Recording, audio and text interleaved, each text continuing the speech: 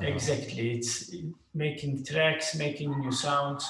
So I think that it's mostly getting the ear accustomed to the sounds. So as I mentioned before, the intro would be basically a 1 minute intro. This would get people into the kind of vibe of the track. And then you would have the verse here. I don't know if you can see the colored parts. Can you see the intro, verse, pre-chorus, chorus, verse two? Yes. So there's the intro, then there's the verse. The verse means that it's kind of it's starting up.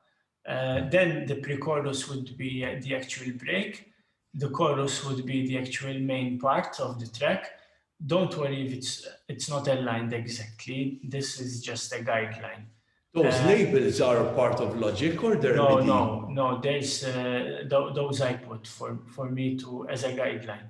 But their MIDI track, it's a marker. It has a marker. It's a marker. No, it's a marker. Ableton doesn't have it. Ableton doesn't have it. All right. It's No. good, yeah. This is just markers. I do it with MIDI. I just write a MIDI verse, chorus. All right. It's a hassle.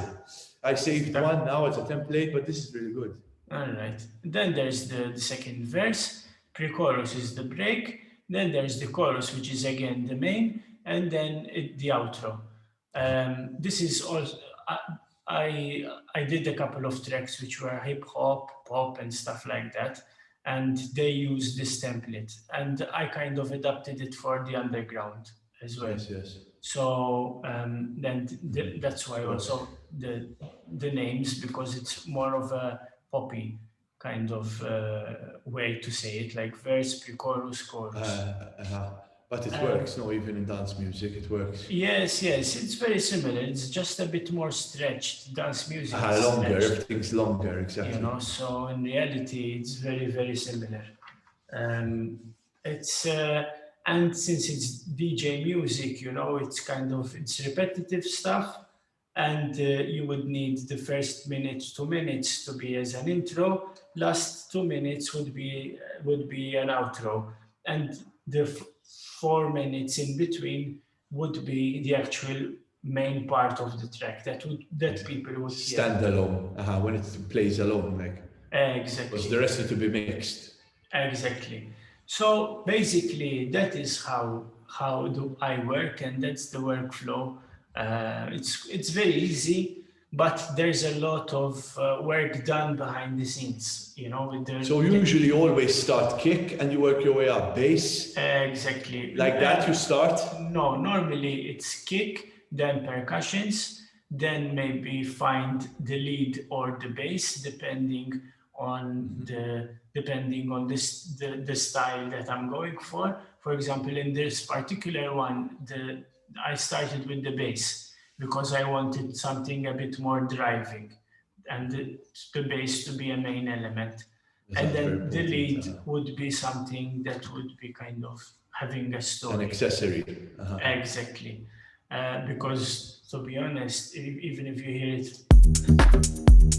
with just the bass. And the bass has automation. The bass has automation as well. And it's mostly cut off, like filter EQing. But that's basically it. It's because the thing is, with this kind of bass, I liked it to be a bit more of an underground feel. It could open a bit more, but I felt that was kind of the main lead's job, to have the higher part of the track.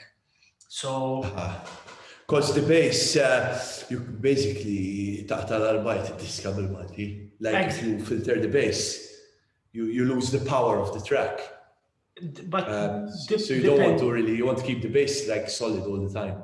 Exactly. But for example, here it's like it's like 2K, you see? So to be honest, it's not even touching it a bit. No, exactly.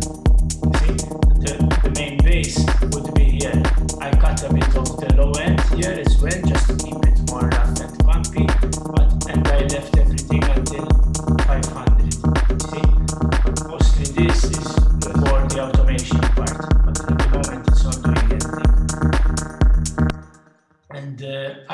a bit rough, you know. The pads, I'm seeing automation, that's volume or frequency filter, what is as well? This one, no? The pads, Yes. strings dark purple, those strings dark purple, that automation is just a cutoff opening, I imagine.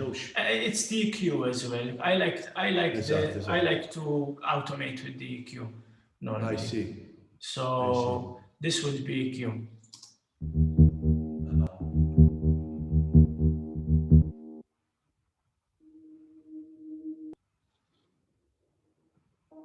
It's opening up, or like. Exactly. You can use filter, auto filter, or whatever. Same thing. It's same thing. What you can use different is volume, but volume is not the same thing. Volume will come in with the full harmonic, but very low. Exactly. Filter, it cuts out the top, so it's different. Exactly. To be honest, I don't really like to mess with the volume so much. To It's kind better of filter, automate too much, because it tends to get into a situation where it's like a track is sounding high and then low and then high and then low, and it's like what's going on, you know. But with a filter, it tends to have the same volume and it's easier to control in a way. I don't know if you had any other questions, if maybe you had. No, it's really good to see, because like seeing how you work now, you know, it's like one thing I do is I complicate a lot. I complicate a lot more.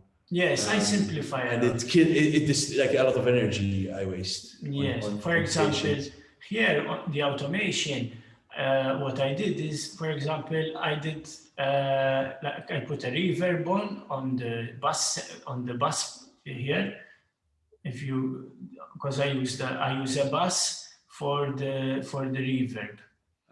In the breaks you use reverb, exactly. And for example, here, if you see the clap.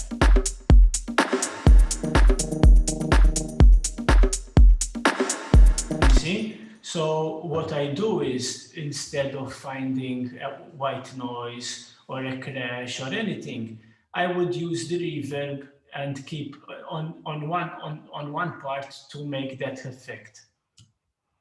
And you have breaks in this track? Yes. As in where there is no kick, like? Exactly. For example, here. And there you put reverb. Exactly. For example, the reverb would be in the clap part again. And not on everything, so. No.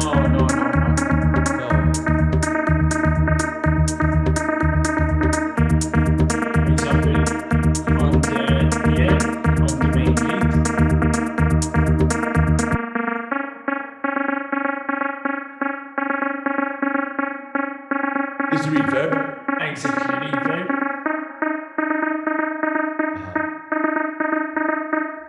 Then silence. And then goes back to normal. So the thing is, sometimes the simpler, the better, because as I mentioned before, sometimes too robotic means more noise and more confusion. So yes, and more complications is more things to be broken, like more things to be broken. Exactly, and to get lost. So that's basically it. It takes less than an hour to actually show, but it's as I mentioned, it's getting the right ear, training the ear to get the right sounds, getting your imprint, and then finding it easy to find the actual stuff. Because if it takes you 3 days to find a kick, you know what I mean? It's a big headache. But if you know that you have your kicks, you have 10 kicks that you can work with, and you can just drag them here and there, boom, you're done. Also with the leads, for example, I use Alchemy a lot. I know that I use this. I like Machine a lot, but not for leads. Machine I like for percussion. Then, for example, the Retrosynth is also cool. Then I got this one, the UHE, like the Diva and the Hive. Those are nice. Diva di faħruha ħafna. So, and But for leads, use Logic mostly, leads and bass. yes, Logic and maybe those, the UHE. And percussion from Machine, but Machine samples, so it will have only. Exactly, Machine is also sampled. I should have them, those. I should have them because I bought Complete. So yes, it's the same. It's the same. So it's just Machine is there like a plugin to help you if you want to kind of like tweak a bit the sounds, and if you want to put reverb on, if you want to change it.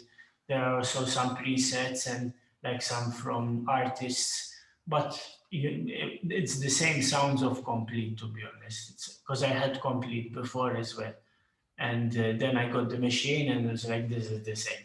So it's just a bit more nicer with the pens.